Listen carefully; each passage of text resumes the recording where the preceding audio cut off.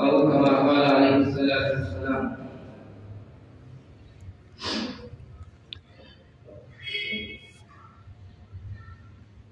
कुरान करीम में और अहादीस मुबारका में वालिदैन के हुकूक जिस कसरत के साथ में बयान किए गए और अहादीस मुबारका में इस शिद्दत के साथ में अल्लाह के रसूल अलैहिस्सलातु वस्सलाम ने वालिदैन के हुकूक को बयान किया है, वो तकरीबन हर आदमी जानता है। आका अलैहिस्सलातु वस्सलाम ने बड़ी शिद्दत इख्तियार फरमाई है वालिदैन के हुकूक के ताल्लुक से। अहादीस मुबारका में यहाँ तक इरशाद फरमा दिया गया कि अगर तुम्हारे वालिदैन तुमसे नाराज हैं और नाराजगी के आलम में तुम्हारा इंतकाल हो जाए तो ऐसे आदमी को जन्नत नसीब नहीं होगी। जो वालिदैन की नाफरमानी करते हुए दुनिया से चला जाए वो कितना ही मुत्तकी और परहेजगार हो, कितना ही बड़ा दीनदार हो, लेकिन कहीं ना कहीं उसकी बख्शिश में रुकावट जरूर बन जाती है।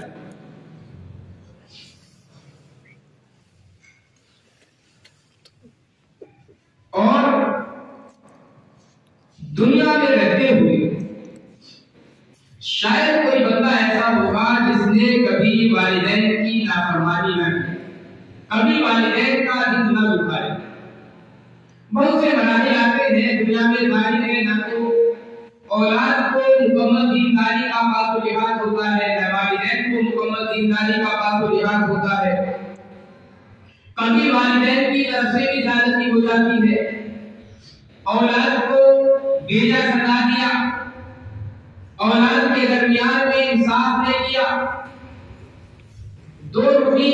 रवैया वालिदैन का हो जाता है औलाद के साथ। तो कभी कभी औलाद की जानिब से न चाहते हुए भी नाफरमानी किसी कदर हो ही जाती है।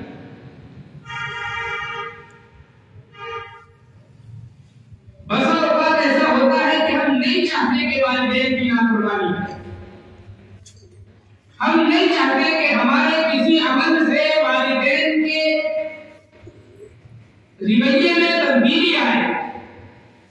हम नहीं चाहते हैं कि हमारे किसी रवैये से वालिदैन को तकलीफ हो, हम नहीं चाहते हैं कि हमारे किसी भी अमल से वालिदैन का दिल टूटे। लेकिन न चाहते हुए भी कभी कभी ऐसा अमल पेश हो जाता है, कभी कभी ऐसा अमल कर दिया जाता है, चाहे जानबूझकर हो या अनजाने में हो, कि वालिदैन की दिल आजारी उससे हो जाती है, वालिदैन को तकलीफ पहुंचाती है। अब जाहिर है वालिदैन का जो मामला अपनी औलाद के साथ में शफकत का होता है, अपनी औलाद के साथ में जो रहमदिली का वालिदैन का मामला होता है, कभी कभी अंदर से दिल दुखते हुए भी वालिदैन उसका इजहार नहीं करते। और चूंकि अल्लाह के यहाँ बड़ा अहम मामला है वालिदैन की नाफरमानी का, अब वालिदैन का इंतकाल हो गया, दिल के अंदर एक अफसोस, एक हसरत, एक नदामत रह जाती है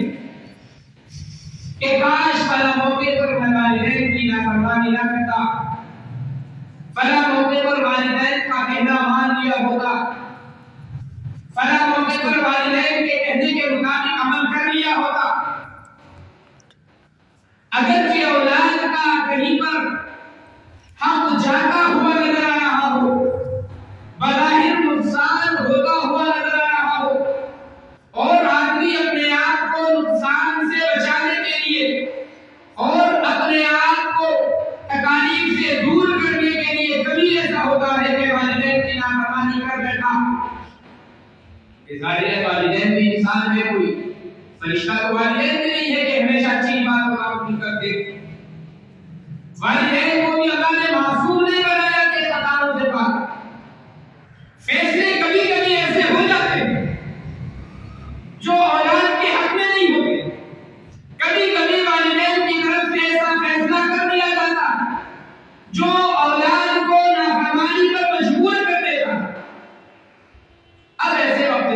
वालिदैन का इंतकाल हो गया, वालिदैन दुनिया से रुखसत हो गए। अब हमारे ऊपर जो वालिदैन के हुकूक बाकी रह गए, हमने जो उनकी जिंदगी में उनकी नाफरमानियां की,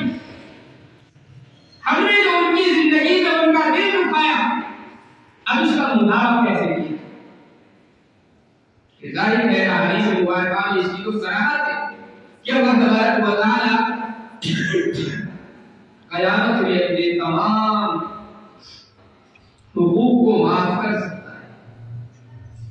लेकिन हुकूक इबाद का यहाँ ताल्लुक है तो हदीस में सराहत है कि अल्लाह हुकूक इबाद को माफ नहीं करता है। ये अल्लाह तबारक व तआला दोनों बंदों के दरमियान मामला छोड़ दे। अगर बंदा खुद अपने हुकूक माफ करने पर राजी है तो ठीक है, वरना अल्लाह तबारक व तआला की जानिब से तो ये होगा कि बदला दिलाया जाए। और जाहिर है कि वहां रुपये पैसों के कोई मसला नहीं है, तो इसलिए बदला जो होगा वो नेकियों का होगा। अब वालिदैन के हुकूक हमारे जिम्मे हैं, हमारे दिल के अंदर एहसास है, फिक्र है, नदामत है, हसरत है कि वालिदैन की जिंदगी में हम खिदमत ना कर सके, उनके हुकूक अदा न कर सके, उनकी नाफरमानियां की है, उनके कहने के मुताबिक अमल नहीं किया है, जिंदगी में उनके बहुत सी मर्तबा हमने दिल दुखाया है। तो अब उनके मरने के बाद हम कौन सा ऐसा अमल करें कि जो वालिदैन की नाफरमानी का मुताबा हो, जो वालिदैन की हुकूक तलफी का किसी न किसी दर्जे में मुताबा कर सकता। नबी पाक अलैहिस्सलाम ने एक अमल ऐसा बताया है कि जो बंदा अपने वालिदैन के मरने के बाद वो अमल करता है तो अल्लाह तबारक व तआला वालिदैन के जो हुकूक है वो बराबर करता है। वो अमल कौन सा है? आका अलैहिस्सलाम ने इरशाद फरमाया, इन्ना अबर्रल बिर्रि अन यसिला रजुलुन इला इब्बति अबी। वालिदैन दुनिया से चले गए, जब वालिदैन जिंदगी में थे, वालिदैन दुनिया में हयात थे, हम ये देखें कि हमारे वालिदैन का ताल्लुक और रब्त किन लोगों से हुआ, हमारे वालिदैन के राबते किन लोगों से हुआ, हमारे बाप की जिंदगी में किन लोगों का हमारे घरों पर आना जाना, किन लोगों से हमारे बाप सिला रहमी का मामला किया, किन लोगों से मोहब्बत का मामला। अल्लाह के रसूल अलैहिस्सलाम ने फरमाया कि वालिदैन के मरने के बाद में सबसे बड़ी नेकी है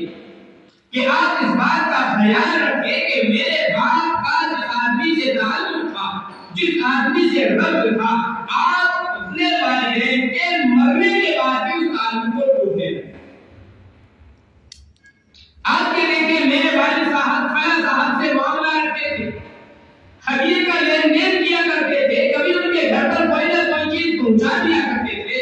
खुशी के मौके पर उनको याद किया करते थे, गम के मौके पर उनके यहाँ जाया करते थे। आप अपने बाप के मरने के बाद इस ताल्लुक को कायम रखते हैं और वालिदैन का जिन लोगों से ताल्लुक था, जिन लोगों से रब्त था, आप उस रब्त को, उस ताल्लुक को बरकरार रखते हैं। नबी अलैहिस्सलाम ने फरमाया ये सबसे बड़ी बात। हमारे यहाँ इसका मामला बिल्कुल खराब, मरने के बाद तो बहुत दूर की बात है, वालिदैन बूढ़े हो जाते हैं और घर की जिम्मेदारियां तो औलाद की जिम्मे आ जाती हैं, वालिदैन जिम्मेदारियों से सबकदोश हो जाते हैं। अब औलादें पसंद नहीं करती वो रिश्तेदार जिनका ताल्लुक औलाद से ना हो, खालिस माँ बाप से, वो रिश्तेदार भी अगर घर पर आ जाते हैं तो बड़ा कल्ब सा महसूस होता है, बड़ा दर्द महसूस होता है, बड़ा बोझ होता है उनके ऊपर खर्च करके। ये जिंदगी का मामला आपने नहीं फरमाया, मरने के बाद फरमाया कि वालिदैन का इंतकाल हो जाए तो उसके बाद भी आप इस बात का ध्यान रखें इस बात का ख्याल रखें कि वालिदैन का जिन लोगों से ताल्लुक था, जिन लोगों से दोस्ती का मामला था, जिन लोगों से रिश्तेदारी का मामला था, आप उस रिश्तेदारी को टूटने ना दें, आप उस ताल्लुक को खत्म ना करें, आप उस राबते को बिल्कुल मुकम्मल तौर पर मुनक़ते ना करें, बल्कि आप इस बात का ख्याल रखें कि मेरे वालिद का फला दोस्त है तो मैं अपनी जिंदगी में कम से कम उस दोस्त का ख्याल रखूं। मेरे बाप का फला रिश्तेदार था, अगरचे मेरा कोई ताल्लुक उससे नहीं रहा, लेकिन मेरे बाप के ताल्लुक की वजह से मैं उससे रखता हूं। तो वालिदैन के जो हुकूक है, जो खुदाइयां हैं वालिदैन के हुकूक में, वो तमाम की तमाम खुदाइयां अल्लाह दूर। क्योंकि जिंदगी में हम ये देखें, अगर वालिदैन का किसी से दोस्ती का मामला हो, आप उसके साथ रिश्तेदारी करते थे, उसके साथ में अच्छा मामला करते हैं तो वालिदैन को खुशी होती है। जाहिर है मरने के बाद में आप उन लोगों से रब्त और ताल्लुक रखेंगे, उन लोगों से अच्छा मामला रखेंगे तो वालिदैन इस बात पर खुश होंगे, वालिदैन को फरहत महसूस होगी और दिल के अंदर जो गलत जो इस्तिरार आपके बाकी का हुकूक के अदा करने का अल्लाह तबारक व तआला ने हुकूक की अदायगी भी फरमाता है। हज़रत अब्दुल्लाह इब्न उमर रज़ियल्लाहु तआला अन्हु की हदीस है,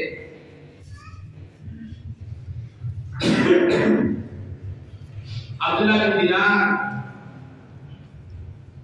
आपके शागिर्दों में रिवायत करते हैं, हज़रत अब्दुल्लाह बिन उमर रज़ियल्लाहु तआला मक्का मुकर्रमा से जा रहे हैं सफर के लिए, साथ में एक ऊंट है और एक गधा हज़रत इब्न उमर रज़ियल्लाहु तआला ने ले रखा है। अरब के जो गधे हैं वो हमारे गधों की तरह नहीं, बात ध्यान में रखें, अरब के जो गधे हुआ करते थे वो हमारे यहाँ गधों की तरह नहीं हुआ करते थे, बड़े तेज तर्रार बनाने थे और अरब वाले सवारी करना उन पर बहुत ज्यादा पसंद किया करते। तो हज़रत अब्दुल्लाह बिन उमर रज़ियल्लाहु तआला के साथ एक ऊंट है, एक गधा आपने ले रखा। मकसद ये था लंबा सफर है, ऊंट पर सफर करते करते थक जाए तो गधे पर सवार हो जाए और गधे पर सफर करते करते थक जाए तो ऊंट पर सवार हो जाए, दिल को जरा सुकून हो, जिसको सुकून के साथ में सफर कर सकता हो। हज़रत अब्दुल्लाह बिन दिनार रज़ियल्लाहु तआला रहमतुल्लाह अलैहि साथ में है, रास्ते में एक देहाती से मुलाकात हुई। हज़रत अब्दुल्लाह बिन उमर ने देखा, बुलाया, उनको मालूम किया तुम तो फलां के बेटे हो, कहने लगा जी हाँ मैं फलां का बेटा हूं। वो देहाती पैदल जा रहा था, हज़रत अब्दुल्लाह बिन उमर रज़ियल्लाहु तआला ने अपना गधा उसको सुपुर्द कर दिया, अपने सर से अपना अमामा उतारा, अपनी पगड़ी उतारी, उस देहाती को दे दी कि अपने सर पर ये पगड़ी बांध लो, आगे का सफर शुरू कर दिया। शागिर्द ने मालूम किया हजरत ये तो देहाती आदमी था, बिल्कुल गरीब मुफलिस मालूम हो रहा था, आप कोई छोटी मोटी चीज इसको दे देते, कोई हल्की फुल्की चीज हदिये में दे देते, बड़ा खुश हो जाता। आपने पूरा गधा इसको इनायत कर दिया और इससे बढ़कर के एक अपने सर की पगड़ी उतारी और उसको दे दी बांधने के लिए। हज़रत अब्दुल्लाह बिन उमर रज़ियल्लाहु तआला ने फरमाया तुम्हें मालूम नहीं है कौन है? कहने लगे हज़रत बता दीजिए क्या मामला आपका इनके साथ में। हज़रत अब्दुल्लाह बिन उमर ने फरमाया कि इस शख्स के वालिद मेरे वालिद हज़रत उमर रज़ियल्लाहु तआला के दोस्त, और फरमाया कि दोस्ती का इतना तो हक होता है कि मैं अपने वालिद के दोस्त की औलाद के साथ ये मामला करूं कि जितना मुझसे बन सकता है मैं अपना उतना हदिया उनको पेश करूं। इसलिए मैंने उनको ये गधा और ये पगड़ी इनायत की। तो मेरे भाइयों, ये वालिदैन के हुकूक की अदायगी का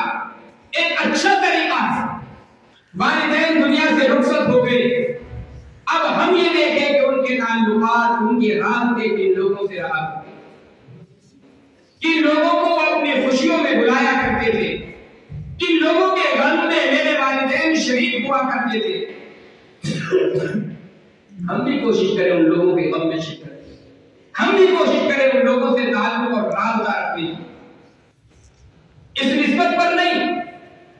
कि मेरा उनसे कोई फायदा है, सिर्फ इस निस्बत पर कि मेरे वालिद का ताल्लुक उनसे था, लिहाजा मैं भी उस ताल्लुक को बरकरार रखूं। और ये मामला सिर्फ वालिद का नहीं है, मुहद्दिसीन फरमाते हैं कि हर वो आदमी जिसने आपके साथ एहसान का मामला किया हो, आपके साथ में खुलूस का उसका मामला हो, उसके मिलने वालों के साथ आप उसी इखलास का बर्ताव करें, उसी रब्त और ताल्लुक को कायम रखें। ये आदमी का एक काम। हमारे बुजुर्गान दीन के कितने ऐसे वाक़यात हैं कि वो बड़ा इहतिमाम फरमाया करते थे इन चीजों। एक बुजुर्ग के मुतालिक लिखा है, वो सबक पढ़ा रहे, हदीस मुबारका का सबक पढ़ा रहे हैं, सबक पढ़ाते पढ़ाते बार बार खड़े हो जाते, फिर बैठ जाते हैं, फिर सबक शुरू कर देते हैं, थोड़ी देर के बाद में फिर खड़े हो जाते हैं, फिर बैठ करके सबक पढ़ाना शुरू कर देते। अब शागिर्द बड़े परेशान हैं, ये क्या है? बज़ाहिर कोई चीज ऐसी नजर नहीं आ रही, आखिर हजरत को हो क्या गया? आज हदीस पढ़ाते पढ़ाते बार बार उठते हैं बैठते हैं, उठते हैं बैठते हैं, बहरहाल सबक खत्म हो गया। बाद में शागिर्दों ने मालूम किया कि हजरत हमने आज एक ऐसा अजीब अमल आपका देखा जो इससे पहले कभी नहीं देखा। आप हदीस पढ़ाते हुए बार बार उठ रहे हैं, बैठ रहे हैं, आखिर इसकी वजह क्या है?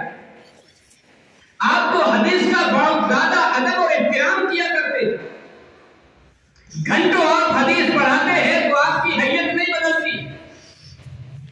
आप करवट नहीं लेते हदीस के अदब की वजह से, आखिर ये क्या मामला आज हुआ? वो बुजुर्ग फरमाने लगे कि भाई मामला ऐसा है, आज तुमने जब मैं सबक पढ़ा रहा था तो दरसगाह के जो दरवाजे हैं, क्लास के जो दरवाजे तुमने खुले छोड़ दिया, और दरवाजे के बाहर रास्ते में कुछ बच्चे खेल रहे थे, उन बच्चों में मेरे उस्ताद का एक लड़का भी खेल रहा था। जब वो उस्ताद का लड़का खेलते खेलते दरवाजे के सामने आता था तो मैं अदब की वजह से खड़ा हो जाता कि मेरे उस्ताद का लड़का। वो खेलते खेलते आगे निकल जाता, मैं फिर बैठ जाता, फिर वो खेलते खेलते दरवाजे के सामने आता तो फिर मैं खड़ा हो जाता, क्योंकि मुझे पसंद नहीं था कि जिस उस्ताद ने मुझे इस लायक बनाया है कि मैं आज मसनद हदीस पर बैठकर तुम्हें हदीस पढ़ा रहा हूँ, उस उस्ताद का लड़का मेरे सामने आए और मैं बैठा रहूं, ये तो मेरे उस्ताद के धक्के दिया। तो इतना अदब और एहतराम मेरे भाइयों अपने मुखलिसीन का किया करते थे। हज़रत अल्लामा मुर्शद कश्मीरी रहमतुल्लाह अलैहि के मुताल्लिक आता है, अब जानते हैं उलमाए देवबंद में से बड़े जलील हज़रत अल्लामा कश्मीरी रहमतुल्लाह अलैहि गुज़रे हैं, बहुत वाक़यात उनके ज़िहानत के मशहूर हैं। उलमा ने लिखा है कि हज़रत कश्मीरी का आलम ये था जहन का कि एक मरतबा कोई चीज अगर पढ़ लिया करते थे तो जिंदगी भर भूलते नहीं, और इहतिमाम के साथ नहीं, चलते चलते अगर कोई चीज नजरों से गुजर गई बस वो महफूज हो जाया करती थी। कितने वाकयात हैं कि साल के बाद कोई मसला पेश आया और हजरत के सामने जो मसला आया तो हजरत फरमाया करते थे कि फला सन में इतने साल पहले मैंने ये किताब देखी थी और फला सफे की फला लाइन में ये मसला लिखा हुआ। इतना जहन अल्लाह तबारक व तआला ने दिया था, लेकिन अदब का आलम ये था कि कभी अपनी दौरान तदरीस अपने उस्ताद के घर की तरफ भी पैर करके नहीं सुने। हमारा तो मसला क्या है, हम तो वालिदैन का एहतराम नहीं करते तो उनके मिलने वालों का एहतराम क्या करें? वालिदैन से हमारा ताल्लुक नहीं होता है तो मिलने वालों से क्या ताल्लुक कायम करें? लेकिन मेरे भाइयों, वालिदैन जब गुजर जाते हैं तो शायद कोई होगा जिसको अफसोस ना हो, शायद किसी का दिल इतना सख्त हो कि उसको ये एहसास ही ना हो कि मैंने वालिदैन के साथ क्या किया है, और मेरे वालिदैन मेरी जिंदगी से जो रुखसत हुए हैं तो मुझसे राजी होकर के रुखसत हुए या नाराजगी के साथ रुखसत हुए। अगर आपको एहसास है कि मेरे वालिदैन के मुकम्मल तौर पर हुकूक अदा नहीं की, अगर वाकई आपको एहसास है कि मैंने वालिदैन के हुकूक में कोताही की है, अगर वाकई आपका दिल आपको झंझोड़ता है कि मैंने कितनी मर्तबा जिंदगी में वालिदैन की नाफरमानी की होगी, तो इस एक अमल पर जो आका अलैहिस्सलाम ने तवज्जो दिलाई है, इस पर आप अमल पैरा हो जाए, इस अमल को अपनी जिंदगी का जुज़ बना लें कि जब तक मैं जिंदा हूं मैं देखूंगा मेरे वालिदैन का रब्त और ताल्लुक किन लोगों से हुआ करता है। कम से कम आम हालात में नहीं, अपने खुशी के मौके पर उनको याद कर लिया,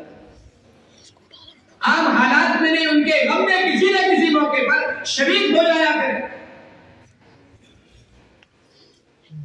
वालिदैन के मुताल्लिकीन को एहसास रहता है कि देखो बाप जिंदा था तो कैसे खास ताल्लुक थे,